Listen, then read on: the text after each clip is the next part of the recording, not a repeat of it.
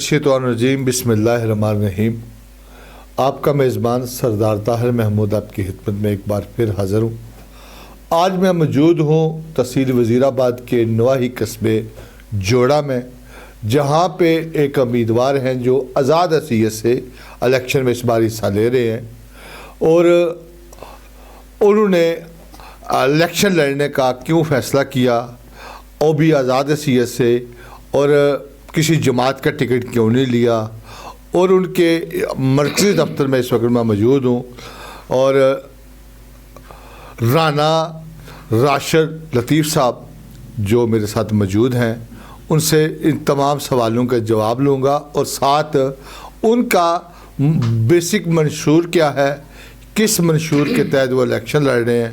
अगर अल्लाह ताला ने कामयाबी दी, आवाम ने इत्मीनान का इजहार किया, तो मुस्तक़बिल की सियासत का क्या फ़ैसला होगा, इस हवाले से भी उनसे पूछेंगे। और उनकी आबाई पार्टी कौन सी थी, कि आप किसी पार्टी के टिकट की दौड़ में शामिल थे या नहीं, ये तमाम सवाल उनसे करूँगा। लेकिन मेरे साथ मौजूद हैं इस वक्त राना राशिद लतीफ़ साहब। जी राना साहब, बहुत शुक्रिया। सब तो पहले तुसी ये दसो कि इस दफ़ा जहाँ इलेक्शन लड़ रहे हो और क्यों लड़ रहे हो, तो अपना थोड़ा सा तारफ साढ़े नाज़रीन लिए दस लो कि जोड़े तू एक नवाही कस्बा है जोड़ा PP 35 का इलाका है, ये तुसी इस दफ़ा उम्मीदवार हो और तहसील वज़ीराबाद, तो थोड़ा तले की ज़रा मज़ीद तफसीलात तुसी खुद बयान कर दो। नहमदहु व नसल्ली अला रसूलिहिल करीम, अम्मा बाद, फ़ाउज़ु बिल्लाहि मिनश शैतानिर रजीम, बिस्मिल्लाहिर्रहमानिर्रहीम। सब तो पहला तो मैं सरदार ताहिर साहब का बेहद मशकूर हाँ कि वो साढ़े कोल तशरीफ ले आए, उन्होंने मेहरबानी। उस तो बाद सरदार साहब तुसां सवाल किया है कि इलैक्शन क्यों लड़ना चाह रहे हो, तुहाडा तल्लक किस पार्टी नाल है। इलैक्शन तो मैं इस वास्ते लड़ना चाह रहा कि साढ़े इलाके दियां जिहड़ियां महरूमियां ने वो इस कदर ने कि ਜਿਹੜਾ भी कोई सूबाई असैंबली का उम्मीदवार साढ़े इस इलाके तो जित के जाता है ना जाने उन्होंने की मसला है, जूँ ही वो जित जाता है इस इलाके नूं नज़रअंदाज कर देंदा है। इस तो पिछां जिन्ने भी आए ने, बेशक कोई जड़ा सूबाई असैंबली का, असीं NA की गल नहीं करते। अगर मेरा ख्याल है कि NA के जिहड़े मौजूदा उम्मीदवार भी ने डॉक्टर निसार साहब, अगर वो ना थोड़ा जिहा ध्यान करन तो साढ़े ते इलाके का बिल्कुल ही कोई काम ना होवे। पहले तो तुहाडे इलाके ते इक्को खानदान मसलसल कईयां इलेक्शन तो मौजूद सी MPA दे, अगर वो खुद जिंदा होंदे तो खुद उम्मीदवार से, नहीं तो उन्होंने अहलिया आ गई सी। जी, उन्होंने अहलिया ने भी कोई काम नहीं किया। उन्होंने अहलिया नूं साडे ग्रुप ने खास तौर पर चोरी इम्तियाज़ अज़हर बागड़ी ग्रुप दीगर जेडे असी सारे लोग हाँ, असां रल के उन्होंने वास्ते बड़ी मेहनत की, बड़ी एफर्ट की, उन्होंने जिताया। और वो इलैक्शन जिताया जदों PTI का बड़ा अरूज सी, उदों उन्होंने जिताया। लेकिन उन्होंने बिल्कुल जिसले वो इलैक्शन के सिलसिले च आउंदे सन ना, उदों उन्होंने नाल एक उन्होंने सैकटरी साहब होंदे सन ते हर बंदे का नंबर लेंदे सन। वो दोबारा तो मेरा ख्याल कि पता नहीं वो सैकटरी साहब के लिए कापी गवा बैठे ने या कि साढ़े नाल उन्होंने 3-4-5 सालों के विच कोई राबता नहीं किया और ना ही उन्होंने कोई 1 रुपये की डिवेलपमेंट साड़ियाँ 3-4 यूनिट कौंसलों कराई है। बल्कि मैनू नहीं समझ आती, बागड़ी साहब जैसे लोग इन्हों मुंतखब कराते हैं नाल हो के, इन्हों वास्ते मेहनत करते हैं, वो उन्हों की जिद दे विच इधर काम कराना बंद कर देंगे। नहीं, तुसीं हुण बागड़ी साहब का जिक्र किया, इम्तियाज़ बागड़ी साहब मारूफ कानूनदान ने इस इलाके के, और वो भी दौड़ शामिल सन मुस्लिम लीग नून के टिकट होल्डर, तुसीं भी उन्होंने ग्रुप के हिस्सेदार। बिल्कुल।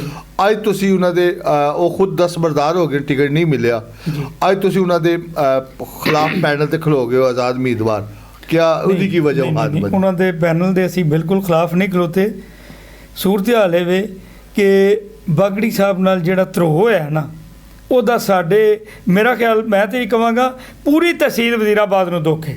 पूरी तहसील वज़ीराबाद एक करब च मुबतला है कि उन्होंने एड्डी वड्डी ज़्यादती हुई है। 5 साल एक बंदा ना दिन वेंदा है ना रात वेंदा है, ठीक है। वो लोगों के मसाइल वास्ते दौड़ भज करदा है, ठीक है। तरक्याती काम डॉक्टर साहब कोलों फंड लिया और जो जितों भी उन्होंने जेडे भी कोई साढ़े अपना ਇਲਾਕੇ ਦੀ ਅਜ਼ੀਮ ਸ਼ਖਸੀਅਤ ਚੌਧਰੀ ਰਹਿਮਤ ਅਲੀ ਬਾਗੜੀ ਸਾਹਿਬ ਦੇ ਚਸ਼ਮੋ ਚਿਰਾਗ ਸਾਬਕ ਐਡੀਸ਼ਨਲ ਡਿਪਟੀ ਕਮਿਸ਼ਨਰ ਜ਼ੁਲਫਕਾਰ ਬਾਗੜੀ ਸਾਹਿਬ ਨੇ ਬੜਾ ਜਿਹਾ ਫੰਡ ਆਪਣਾ ਜ਼ਿਲ੍ਹੀ ਗੌਰਮੈਂਟ ਤੋਂ ਲੈ ਕੇ ਸਾਡੇ ਇਲਾਕੇ 'ਚ ਕੰਮ ਕਰਵਾਏ ਨੇ। ਇਹ ਜਿੰਨੇ ਕੰਮ ਨੇ ਉਹਨਾਂ ਦੇ ਸਮਝ ਲਓ ਕਿ ਉਹਨਾਂ ਦੀ ਮਰੂਨੇ ਮਿੰਨਤ ਨੇ। ਕਿਸੇ ਐਮਪੀਏ ਨੇ ਕੋਈ ਕੰਮ ਨਹੀਂ ਕਰਾਇਆ। ਅਗਰ ਮੈਂ ਅੱਗੇ ਗੁਜ਼ਾਰਿਸ਼ ਕੀਤੀ ਹੈ, ਉਹ ਸ਼ਾਇਦ ਜਨਾਬ ਨੇ ਨਹੀਂ ਮੇਰੀ ਗੱਲ ਸੁਣੀ, ਅਗਰ ਮੈਂ ਕਹਿ ਰਿਹਾ ਕਿ ਜਿਹੜੇ ਐਮਐਨਏ ਸਾਹਿਬ ਨੇ ਡਾਕਟਰ ਨਿਸਾਰ ਸਾਹਿਬ, ਉਹ ਅਗਰ ਸਾਨੂੰ ਹੱਥ ਨਾ ਪਾਉਣ ਤਾਂ ਸਾਡੇ ਇਲਾਕੇ ਦਾ ਵਾਕਈ ਕੋਈ ਹਾਲ ਹੀ ਨਾ ਰਵੇ। ਨਹੀਂ ਉਹ ਠੀਕ ਹੈ ਗੱਲ। ਮੇਰੀ ਗੱਲ ਇਹ ਹੈ ਕਿ ਤੁਸੀਂ ਕਿਉਂ ਫਿਰ ਇਲੈਕਸ਼ਨ ਖਲੋਤੇ? ਮੈਂ ਇਸ ਵਾਸਤੇ ਲੜਨਾ ਪਿਆ ਜੀ, ਮੈਂ ਦੱਸਣਾ ਜੀ, ਮੈਂ ਇhtਜਾਜਨ ਇਲੈਕਸ਼ਨ ਲੜਨਾ। ਮੈਂ ਇਲੈਕਸ਼ਨ ਇਨਸ਼ਾਅੱਲਾ ਤਾਲਾ 8 ਤਰੀਕ ਤੱਕ ਇਹਨੂੰ ਲੜਨਾ ਹੈ, ਔਰ ਨਾ ਸਿਰਫ ਲੜਨਾ ਹੈ, ਔਰ ਇਨਸ਼ਾਅੱਲਾ ਤਾਲਾ ਇਲੈਕਸ਼ਨ ਇਨਸ਼ਾਅੱਲਾ ਅਸੀਂ ਜਿੱਤ ਲਾਂਗੇ। ਅੱਲਾਹ ਦੇ ਫਜ਼ਲ ਔਰ ਕਰਮ ਨਾਲ ਜਿੱਤਾਂਗੇ ਇਨਸ਼ਾਅੱਲਾ। ਇਹ ਤੁਹਾਡੀ ਯੂਨੀਅਨ ਕੌਂਸਲ ਦਾ ਇਲੈਕਸ਼ਨ ਨਹੀਂ, AMPA ਦਾ ਇਲੈਕਸ਼ਨ ਹੈ। ਔਰ ਇੱਥੇ ਜੱਟ ਦਾ ਬਰਾਦਰੀਜ਼ਮ ਬਹੁਤ ਜ਼ਿਆਦਾ ਹੈ। ਪਿੰਡਾਂ ਦੀ ਸਿਆਸਤ ਹੈ, ਜੋੜ ਤੋੜ ਦੀ ਸਿਆਸਤ ਹੈ, ਕੌਮੀ ਸਤ੍ਹਾ ਦਾ ਇਲੈਕਸ਼ਨ ਹੈ, ਜਮਾਤੀ ਇਲੈਕਸ਼ਨ ਹੈ। ਆਜ਼ਾਦ ਉਮੀਦਵਾਰ ਕਿਸ ਬੇਸ 'ਤੇ ਜਿੱਤੇਗਾ? ਉਹਦਾ ਤੁਹਾਡਾ ਮਨਸ਼ੂਰ ਕੀ ਹੈ? ਕਿਉਂ ਲੋਕ ਤੁਹਾਨੂੰ ਵੋਟ ਦੇਣਗੇ? ਬਹੁਤ ਅੱਛੇ। ਤੁਸੀਂ ਮੈਨੂੰ ਇਹ ਦੱਸੋ, ਜਿਹੜੀਆਂ ਪਾਰਟੀਆਂ ਦੇ ਉਮੀਦਵਾਰ ਖਲੋਤੇ ਨੇ ਉਹਨਾਂ ਕੋਲ ਮਨਸ਼ੂਰ ਕਿਹੜਾ ਹੈ ਸਿਵਾਏ ਕਰਪਸ਼ਨ ਤੋਂ? ਕਰਪਸ਼ਨ ਹੀ ਕਰਪਸ਼ਨ ਉਹਨਾਂ ਦਾ ਹਰ ਜਮਾਤ ਦਾ ਇੱਕ ਮਨਸ਼ੂਰ ਹੈ। ਮੈਂ ਤੁਹਾਨੂੰ ਦੱਸਣਾ ਨਾ, ਉਹ ਮੈਂ ਤੁਹਾਡੇ ਅੱਗੇ ਇੱਕ ਜਮਾਤ ਹੀ ਰੱਖਣਾ, ਰੋਟੀ ਕੱਪੜਾ ਔਰ ਮਕਾਨ ਦਾ ਪਿਛਲੇ 10 ਨਿਕਾਤੀ ਪੀਪਲ ਪਾਰਟੀ ਦਾ ਏਜੰਡਾ 10 ਦਾ ਆਇਆ। ਮੇਰੀ ਗੱਲ ਸੁਣੋ, ਮੈਂ ਹੁਣੇ ਹੀ ਤੁਹਾਡੇ ਸਾਹਮਣੇ ਮੈਂ 2 ਗੱਲਾਂ ਰੱਖਾਂਗਾ, ਤੁਸੀਂ ਉਹਨਾਂ ਤੋਂ ਐਗਰੀ ਕਰੋਗੇ। ਪਹਿਲੀ ਗੱਲ, ਪੀਪਲਸ ਪਾਰਟੀ ਦਾ ਰੋਟੀ ਕੱਪੜਾ ਔਰ ਮਕਾਨ, ਇਹ ਤੇ ਬੜੀ ਦੂਰ ਦੀ ਗੱਲ ਏ। ਉੱਥੇ ਪਾਣੀ ਵੀ ਪੀਣ ਨੂੰ ਕੋਈ ਨਹੀਂ। ਉੱਥੇ ਪਾਣੀ ਵੀ ਪੀਣ ਨੂੰ ਕੋਈ ਨਹੀਂ। ਤੇ ਜਿਹੜੇ ਬੰਦੇ ਜਿਹੜੀ ਜਗ੍ਹਾ ਦੇ ਉੱਤੇ ਪਿਛਲੇ 40 ਸਾਲ ਤੋਂ ਮੁਸਲਸਲ ਆ ਰਹੇ ਨੇ, ਉੱਥੇ ਕੁਝ ਨਹੀਂ ਕਰਦੇ। ਤੁਸੀਂ ਦੱਸੋ ਸਾਡਾ ਉਹਨਾਂ ਕੀ ਕਰਨਾ ਹੈ? ਪਹਿਲੀ ਗੱਲ। ਦੂਸਰੀ ਗੱਲ, ਜਹਾਂਗੀਰ ਤਰੀਨ ਸਾਹਿਬ ਦੀ ਪਾਰਟੀ ਇਸ ਵੇਲੇ ਮੈਦਾਨ 'ਚ, ਉਹਨਾਂ ਨੇ ਆਉਂਦੇ ਹੀ ਕਿਹਾ ਕਿ ਅਸੀਂ ਤੁਹਾਨੂੰ 300 ਯੂਨਿਟ ਬਿਜਲੀ ਦੇਵਾਂਗੇ। ਹੁਕੂਮਤੀ ਜਾਣਗੇ ਨਹੀਂ ਨਾ, ਤਾਂ ਹੀ ਤਾਂ ਉਹਨਾਂ ਸਰ ਨਹੀਂ, ਵੇਖੋ ਮੈਨੂੰ ਨਹੀਂ ਪਤਾ ਉਹ ਆਉਣਗੇ ਕਿ ਨਹੀਂ ਆਉਣਗੇ, ਇਹ ਅਗਲੀ ਗੱਲ ਹੈ। ਟੋਟਲ 18 ਸੀਟਾਂ ਤੋਂ ਇੱਕ ਬੰਦਾ ਇਲੈਕਸ਼ਨ ਲੜਦਾ ਹੈ, ਉਹ ਕਿਸੇ ਬਣੇਗਾ? ਦੇਖੋ ਜੋੜ ਤੋੜ ਦੀ ਸਿਆਸਤ ਹੈ, ਆਜ਼ਾਦ ਉਮੀਦਵਾਰ ਨੇ, ਖਰੀਦੋ ਫਰੋਖਤ ਹੋਣੀ, ਬੜੇ ਮਾਮਲੇ ਹੋਣੇ। ਸਰ 172 ਸੀਟਾਂ ਚਾਹੀਦੀਆਂ ਸਰ। ਮੈਂ ਨਾ 172 ਸੀਟਾਂ ਚਾਹੀਦੀਆਂ ਨੇ। ਜਦੋਂ ਜਹਾਜ਼ ਉੱਡਦੇ ਨੇ ਅੱਗੇ ਵੀ ਤਾਂ ਇਕੱਠੀਆਂ ਹੋ ਜਾਂਦੀਆਂ ਸਨ, ਇਹ ਹੋਣਗੀਆਂ ਇਕੱਠੀਆਂ। ਸੂਰਤ ਹਾਲ ਇਹ ਵੇ ਕਿ ਉਹ ਕਹਿ ਰਹੇ ਨੇ ਕਿ 300 ਯੂਨਿਟ ਬਿਜਲੀ ਤੁਹਾਨੂੰ ਅਸੀਂ ਫ੍ਰੀ ਦੇਵਾਂਗੇ। ਠੀਕ ਹੈ ਸਰ, ਬਿਜਲੀ ਤੇ ਉਹਨਾਂ ਦੇ ਕੋਲ ਹੀ ਨਹੀਂ। ਅਗਰ ਉਹ ਸੂਬਾਈ ਸੱਤਾ ਤੇ ਆ ਵੀ ਜਾਣ ਤੇ ਬਿਜਲੀ ਫਿਰ ਉਹਨਾਂ ਕੋਲ ਕੋਈ ਨਹੀਂ, ਬਿਜਲੀ ਵਿਭਾਗ ਦੇ ਅੰਡਰ ਹੈ। ਮੈਨੂੰ ਇਹ ਦੱਸੋ, ਬਿਜਲੀ ਉਹ 300 ਯੂਨਿਟ ਕਿਸ ਤਰ੍ਹਾਂ ਦੇਣਗੇ? ਚੀਨੀ ਜੋ ਉਹਨਾਂ ਦੇ ਕੋਲ ਹੈ, ਚੀਨੀ ਘਟਾ ਕੇ ਵਹਾ ਦੇਣ ਸਾਨੂੰ, 50 ਰੁਪਏ ਚੀਨੀ ਥੱਲੇ ਕਰਨ, ਸਾਨੂੰ ਪਤਾ ਲੱਗ ਜਾਏਗਾ, ਬਿਜਲੀ ਵੀ ਦੇ ਦੇਣਗੇ। ਠੀਕ ਹੈ। ਤੇ ਮੁਸਲਿਮ ਲੀਗ ਨੂਨ ਦਾ ਜਿਹੜਾ ਮਨਸ਼ੂਰ ਹੈ? ਸਰ ਮੁਸਲਿਮ ਲੀਗ ਨੂਨ ਦਾ ਜਿਹੜਾ ਮਨਸ਼ੂਰ ਹੈ, ਸੂਰਤ ਹਾਲ ਇਹ ਕਿ ਹੁਣ ਤੇ ਮੁਸਲਿਮ ਲੀਗ ਨੂਨ ਦਾ ਤੇ ਕਿਤਲੇ ਤੁਸੀਂ ਦੱਸੋ ਹਾਂ, ਕਿਤਲੇ ਵੇਖਿਆ ਜੇ ਕੋਈ ਇਕੱਠ ਹੋਣਾ ਦਾ, ਕਿਤਲੇ ਜਾ ਕੇ ਪਬਲਿਕ 'ਚ ਕੀ ਦੱਸਣ? 16 ਮਹੀਨੇ ਦੀ ਉਹਨਾਂ ਦੀ ਹੁਕੂਮਤ ਤੁਹਾਡੇ ਸਾਹਮਣੇ ਨਹੀਂ। ਉਹਨਾਂ ਨੇ ਤੇ ਆਪਣੇ ਜ਼ਿਕਰ ਨਹੀਂ ਕਰਦੇ ਸਰ, ਉਹਨਾਂ ਨੇ ਤੇ ਆਪਣੇ ਉਹ ਬੰਦੇ 13 ਤੋਂ 18 ਦਾ ਜ਼ਿਕਰ ਸਰ, ਉਹਨਾਂ ਨੇ ਤੇ ਆਪਣੇ ਉਹ ਬੰਦੇ ਨਜ਼ਰ ਅੰਦਾਜ਼ ਕਰ ਦਿੱਤੇ ਨੇ। ਉਹਨਾਂ ਬੰਦਿਆਂ ਨੂੰ ਉਹਨਾਂ ਰਿਫਿਊਜ਼ ਕਰ ਦਿੱਤਾ, ਜਿਹੜਿਆਂ ਬੰਦਿਆਂ ਦੀਆਂ ਕੁਰਬਾਨੀਆਂ ਨੇ, ਜਿਹੜਿਆਂ ਬੰਦਿਆਂ ਨੇ ਵੇਖੋ ਨਾ ਏਡੇ ਏਡੇ ਵੱਡੇ ਕਾਰਨਾਮੇ ਕੀਤੇ ਨੇ। ਪੂਰੇ ਪਾਕਿਸਤਾਨ ਨੇ ਬਾਗੜੀ ਸਾਹਿਬ ਦੀ ਲਲਕਾਰ ਨੂੰ ਸੁਣਿਆ, ਪੂਰੇ ਪਾਕਿਸਤਾਨ ਨੇ ਬਾਗੜੀ ਸਾਹਿਬ ਦੀ ਲਲਕਾਰ ਤੋਂ ਬਾਅਦ ਉਹ ਜੋ ਕੋਈ ਮਾਮਲਾ ਹੋਇਆ ਉਹਦੇ ਉੱਤੇ ਉਂਗਲੀਆਂ ਉਠਾਈਆਂ ਨੇ, ਸਾਰੇ ਮਾਮਲੇ ਹੋਏ ਨੇ, ਸਭ ਕੁਝ ਬਾਗੜੀ ਸਾਹਿਬ ਨੇ ਬਰਦਾਸ਼ਤ ਕੀਤਾ। ਇਹਦੇ ਬਾਵਜੂਦ ਟਿਕਟ ਇੱਕ ਐਸੇ ਬੰਦੇ ਨੂੰ ਦਿੱਤੀ ਜਿਹਨੂੰ ਜੋੜੇ ਦਾ ਇੱਕ ਬੰਦਾ ਵੀ ਇਸ ਤੋਂ ਪਹਿਲਾਂ ਕਿਸੇ ਬੰਦੇ ਨੇ ਹੱਥ ਮਿਲਾਇਆ ਹੋਵੇ, ਮਿਲਿਆ ਹੋਵੇ, ਪਹਿਚਾਣਦਾ ਹੋਵੇ। ਇਸ ਤੋਂ ਵੱਡਾ ਕਿਹੜਾ ਜ਼ੁਲਮ ਹੈ? ਤੁਹਾਡੀ ਤੇ ਬਰਾਦਰੀ ਸੇ ਤੁਹਾਡੇ ਪਿੰਡ ਤੱਕ ਇਰਦ ਗਿਰਦ ਇੰਨੀ ਵੱਡਾ ਤੁਹਾਡਾ ਕੋਈ ਬਰਾਦਰੀ ਦਾ ਪਿੰਡ ਵੀ ਕੋਈ ਨਹੀਂ। ਸਰ ਗੱਲ ਇਹ ਵੇ, ਪਹਿਲੀ ਤਾਂ ਗੱਲ ਇਹ ਵੇ ਕਿ ਸਰਦਾਰ ਸਾਹਿਬ ਸ਼ਾਇਦ ਤੁਹਾਨੂੰ ਅੰਦਾਜ਼ਾ ਨਹੀਂ ਕਿ ਬਰਾਦਰੀ ਸਾਡੀ ਜਿਹੜੀ ਰਾਣਾ ਬਰਾਦਰੀ ਉਹ ਪਿੰਡ ਤੱਕ ਨਹੀਂ, ਵੇਲੇ ਤੋਂ ਲੈ ਕੇ ਗੱਖੜ ਤੱਕ ਹਰ ਪਿੰਡ ਦੇ ਵਿੱਚ ਇਹ ਬਰਾਦਰੀ ਮੌਜੂਦ ਹੈ। ਲੇਕਿਨ ਸਾਡਾ ਸਿਰਫ ਬਰਾਦਰੀ ਨਹੀਂ, ਸਾਡੀ ਸਭ ਬਰਾਦਰੀ ਨੇ। ਸਾਡੀ ਤੁਸੀਂ ਵੀ ਬਰਾਦਰੀ ਹੋ। ਪਾਕਿਸਤਾਨ ਦਾ ਹਰ ਸ਼ਹਿਰੀ ਸਾਡੀ ਬਰਾਦਰੀ ਹੈ। PP 35 ਦਾ ਹਰ ਵੋਟਰ ਸਾਡੀ ਬਰਾਦਰੀ ਹੈ, ਅਸੀਂ ਉਹਦੀ ਬਰਾਦਰੀ ਹਾਂ। ਠੀਕ ਹੈ, ਇਹ ਬਿਲਕੁਲ ਇੱਕ ਬਰਾਦਰੀਆਂ ਦਾ ਇਲੈਕਸ਼ਨ। ਲੋਕ ਤੇ ਵੋਟ ਉਹਨੂੰ ਦਿੰਦੇ ਨੇ ਜਿਹੜਾ ਸ਼ਾਮ ਨੂੰ ਡੇਰੇ ਤੇ ਬਿਰਿਆਨੀ ਪਕਾਏ, ਖਵਾਏ, ਫਿਰ ਪਿੱਛੇ 7-8 ਪਜਾਰੋ ਗਰੁੱਪ ਹੋਵੇ, ਵੱਡੀਆਂ ਵੱਡੀਆਂ ਗੱਡੀਆਂ ਹੋਵਣ, ਤੋੜ ਟੱਪੇ ਨਾਲ ਨਿਕਲੋ, ਵੋਟ ਮੰਗੋਗੇ ਤੇ ਲੋਕ ਦਿੰਦੇ ਨੇ। ਸਰਦਾਰ ਸਾਹਿਬ ਤੁਹਾਡੀ ਗੱਲ ਜਿਹੜੀ ਹੈ ਇਹ ਕਿਸੇ ਹੱਦ ਤੱਕ ਠੀਕ ਹੋਵੇਗੀ। ਇਸ ਤੋਂ ਪਿੱਛਾ ਹੁਣ ਜਿਹੜਾ ਲੋਕਾਂ ਨੂੰ ਸ਼ਊਰ ਆਇਆ, ਹਾਂ, ਹੁਣ ਲੋਕ ਬਿਰਿਆਨੀ ਤੋਂ ਬਹੁਤ ਉੱਤੇ ਚਲੇ ਗਏ ਨੇ। ਸਰਦਾਰ ਸਾਹਿਬ ਤੁਹਾਨੂੰ ਜੋ ਕੁਝ ਨਜ਼ਰ ਆ ਰਿਹਾ, ਪਾਰਟੀਆਂ ਨੂੰ ਜੋ ਕੁਝ ਨਜ਼ਰ ਆ ਰਿਹਾ ਉਹ ਹੈ ਨਹੀਂ, ਜੋ ਕੁਝ ਹੈ ਵੇ ਪਿੱਛੇ ਉਹ ਨਜ਼ਰ ਨਹੀਂ ਕਿਸੇ ਨੂੰ ਆ ਰਿਹਾ। ਠੀਕ ਹੋ ਗਿਆ। ਤੁਸੀਂ ਸਮਝਦੇ ਹੋ ਕਿ ਕੋਈ ਅਲੱਗ ਫੈਸਲਾ ਆਏਗਾ 8 ਨੂੰ? ਇਨਸ਼ਾਅੱਲਾ ਤਾਲਾ ਅਲੱਗ ਫੈਸਲਾ ਆਵੇਗਾ। ਉਹਦੀ ਵਜ੍ਹਾ ਕਿ ਲੋਕਾਂ ਦੇ ਜ਼ਿਹਨ 'ਚ ਇੱਕ ਤਾਸਰ ਹੈ ਜਿਹੜਾ ਕਿ ਬਿਲਕੁਲ ਬੇਬੁਨਿਆਦ ਔਰ ਜ਼ੂਮ ਨਹੀਂ ਹੈ। ਉਹ ਕੀ ਹੈ? ਲੋਕ ਇਹ ਕਹਿ ਰਹੇ ਨੇ ਕਿ ਇਹ ਇਲੈਕਸ਼ਨ ਆਰਮੀ ਕਰਾ ਰਹੀ ਹੈ। सही ਹਾਲਾਂਕਿ ਹਰਗਜ਼ ਆਰਮੀ ਇਲੈਕਸ਼ਨ ਨਹੀਂ ਕਰਾ ਰਹੀ। ਇਲੈਕਸ਼ਨ ਆਜ਼ਾਦ, ਸਾਫ਼ ਔਰ ਸ਼ਫਾਫ ਹੋ ਰਿਹਾ ਹੈ ਔਰ ਇਹ ਸ਼ਫਾਫ ਹੀ ਹੋਵੇਗਾ। ਹਰ ਵੋਟਰ ਨੂੰ ਆਪਣਾ ਹੱਕੇ ਰਾਏ ਦੇਈ ਇਸਤੇਮਾਲ ਕਰਨ ਦਾ ਹੱਕ ਹੋਵੇਗਾ।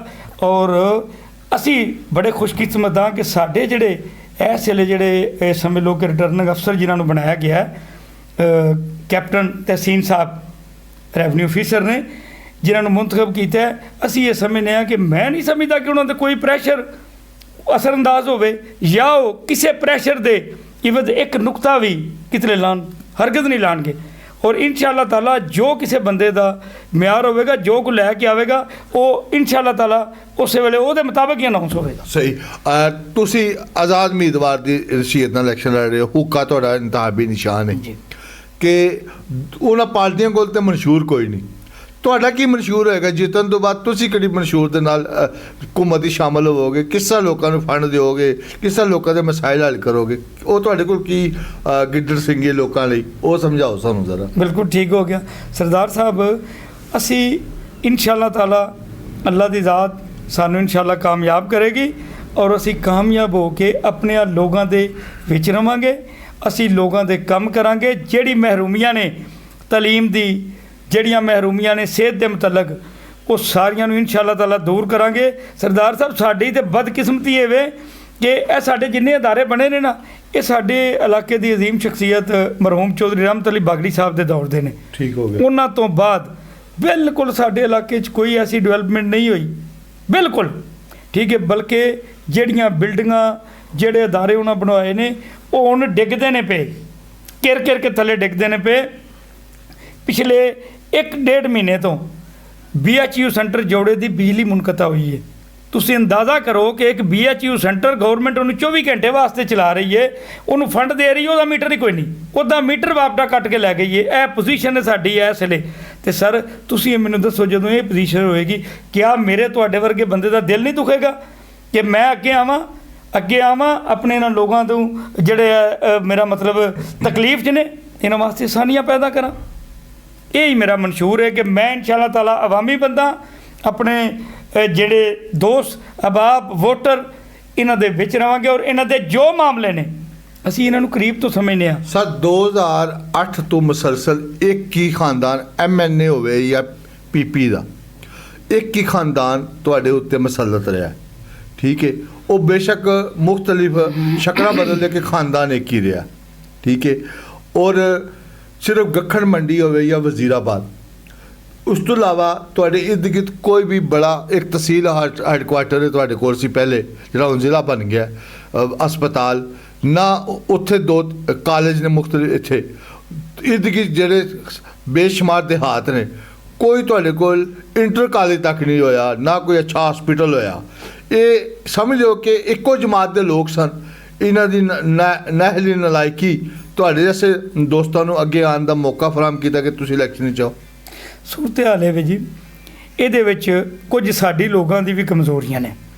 ਜਸਟਿਸ ਇਫਤਖਾਰ ਚੀਮਾ ਸਾਹਿਬ ਨੂੰ ਸੂਬਾਈ ਗੌਰਮੈਂਟ ਨੇ, ਵਫਾਕ ਨੇ 2 ਕਾਲਜ, 2 ਡਿਗਰੀ ਕਾਲਜ ਉਹਨਾਂ ਨੂੰ ਅਨਾਇਤ ਕੀਤੇ ਔਰ ਉਹਨਾਂ ਨੇ ਉਹਨਾਂ ਕਾਲਜਾਂ ਵਾਸਤੇ ਇੱਥੇ ਬਕਾਇਦਾ ਐਲਾਨ ਕੀਤਾ ਕਿ ਕੋਈ ਐਸਾ ਬੰਦਾ, ਕੋਈ ਵੱਡਾ ਜ਼ਿਮੀਂਦਾਰ 2 ਏਕੜ ਰਕਬਾ ਅਗਰ ਦੇ ਦੇ ਤੇ ਅਸੀਂ ਇੱਥੇ ਕਾਲਜ ਬਣਵਾ ਦਿਆਂਗੇ। ਠੀਕ ਹੈ ਸਰ, ਸਾਡੇ ਇੱਥੇ ਉਹਦਾ ਬੰਦੋਬਸਤ ਨਾ ਹੋ ਸਕਿਆ। ਉਹ ਕਾਲਜ ਦਿਲਾਵਰ ਚੀਮੇ ਬਣਿਆ ਜਾ ਕੇ। ਇਹਦੇ 'ਚ ਅਸੀਂ, ਕਿਉਂਕਿ ਦੇਖੋ ਉਹਨਾਂ ਨੇ ਤੇ ਨਹੀਂ ਸੀ ਆਪਣੀ ਜੇਬ 'ਚੋਂ, ਤਾਂ ਨਹੀਂ ਸੀ ਜਗ੍ਹਾ ਲੈ ਕੇ ਦੇਣੀ, ਇਹ ਤੇ ਇਲਾਕਾਈ ਲੋਕਾਂ ਦਾ ਕੰਮ ਸੀ। ਸਰ ਉਹ ਜਗ੍ਹਾ ਦਸਤਿਆਬ ਨਾ ਹੁੰਦੀ ਵਜ੍ਹਾ ਤੋਂ ਕਾਲਜ ਚਲਾ ਗਿਆ, ਕਾਲਜ ਉਹਨਾਂ ਨੇ ਮਨਜ਼ੂਰ ਕਰਵਾ ਲਿਆ। ਠੀਕ ਹੋ ਗਿਆ। ਹਾਂਜੀ, ਲੇਕਿਨ ਹੁਣ ਸਾਡਾ ਬੁਨਿਆਦੀ ਮਾਮਲਾ ਕਾਲਜ ਤੋਂ ਹਟ ਕੇ ਸੂਈ ਗੈਸ ਦਾ, ਗੈਸ ਦੀ ਸਹੂਲਤ ਸਾਡੇ ਤੋਂ 5 ਕਿਲੋਮੀਟਰ ਦੇ ਅੱਗੇ ਲਾਈਨ ਚੱਲ ਰਹੀ ਹੈ, ਠੀਕ ਹੈ। ਉਹ ਸੂਈ ਗੈਸ ਸਾਡੇ ਇਹਨਾਂ ਦਿਹਾਤ ਨੂੰ ਜਿਹੜਾ ਹੈ ਉਹ ਮਿਲਣੀ ਚਾਹੀਦੀ ਹਰ ਸੂਰਤ। ਸਾਡੀ ਸੜਕਾਂ ਦਾ ਸਿਸਟਮ ਇੰਤਹਾਈ ਨਾਕਸ ਹੋ ਗਿਆ, ਟੁੱਟ ਭੱਜ ਗਈਆਂ ਨੇ, ਠੀਕ ਹੈ। ਇਹ ਦੁਬਾਰਾ ਬਿਹਤਰ ਹੋਣਾ ਚਾਹੀਦਾ ਹੈ। ਸਾਡਾ ਤਾਲੀਮ ਦਾ ਸਿਸਟਮ ਬਿਹਤਰ ਹੋਣਾ ਚਾਹੀਦਾ ਹੈ। ਸਿਹਤ ਦੇ ਮਾਮਲੇ ਜਿਹੜੇ ਨੇ ਆਮ ਬੰਦਿਆਂ ਤੱਕ ਉਹਦੀਆਂ ਸਹੂਲਤਾਂ ਪਹੁੰਚਣੀਆਂ ਚਾਹੀਦੀਆਂ ਨੇ। ਸਹੀ। ਇਹ ਚੀਜ਼ਾਂ ਨੇ ਸਰ ਬੁਨਿਆਦੀ ਇਹ ਜਦੋਂ ਹੋਣਗੀਆਂ, ਬਾਕੀ ਇਹ ਗਲੀਆਂ ਨਾਲੀਆਂ ਜੇ ਉਹ ਛੋਟੇ ਮੋਟੇ ਮਾਮਲੇ, ਉਹ ਮੇਰਾ ਖਿਆਲ ਸਾਡੇ ਇਹਨਾਂ ਪਿੰਡਾਂ 'ਚ ਹੁਣ ਕੋਈ ਜਗ੍ਹਾ ਰਹਿ ਨਹੀਂ ਗਈ, 10-10 ਦਫਾ ਬਣ ਗਈਆਂ ਨੇ। ਅਗਰ ਕੋਈ ਬੰਦਾ ਉਹਨਾਂ ਦੀ ਤਵੱਜੋ ਨਹੀਂ ਕਰਦਾ, ਉਹਨਾਂ ਨਾਲ ਧਿਆਨ ਨਹੀਂ ਕਰਦਾ, ਸਾਫ਼ ਨਹੀਂ ਕਰਦਾ, ਉਹਦੇ 'ਚ ਤਾਂ ਮੈਂ ਨਹੀਂ ਸਮਝਦਾ ਕਿ ਗੌਰਮੈਂਟ ਦਾ ਕੋਈ ਕਸੂਰ ਹੋਵੇ। ਉਹ ਮੇਰੀ ਡਿਊਟੀ ਹੈ, ਉਹ ਹਰ ਉਸ ਘਰ ਵਾਲੇ ਦੀ ਡਿਊਟੀ ਹੈ ਜਿਹਦੇ ਉਹ ਦਰਵਾਜ਼ੇ ਦੇ ਅੱਗੇ ਵੇ, ਉਹਨਾਂ ਨੂੰ ਕਰਨਾ ਚਾਹੀਦਾ।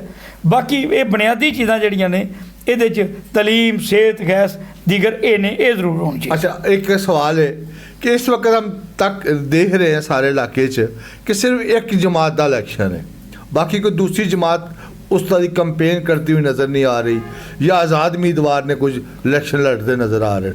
ये इलेक्शन मुतनाज़र नज़र नहीं आ रहा तुहानू? सर इस तरह है जी, ये जी दूसरी जमात नज़र नहीं ना आ रही, उन्होंने मामला ये वे कि उन्होंने कैंਡੀਡੇਟਾਂ ने ਹੁਣ ਤੱਕ ਮੈਨੂੰ ਨਹੀਂ ਸਮਝ ਆਉਂਦੀ ਕਿਉਂ ਨਹੀਂ ਇਹ ਸੋਚਿਆ ਕਿ ਉਹਨਾਂ ਦੇ ਉੱਤੇ FIR ਦਰਜ ਹੈ, ਤੁਸੀਂ ਆਪਣੀ ਬੇਲ ਕਰਾਓ, ਆਵਾਮ ਚਾਓ।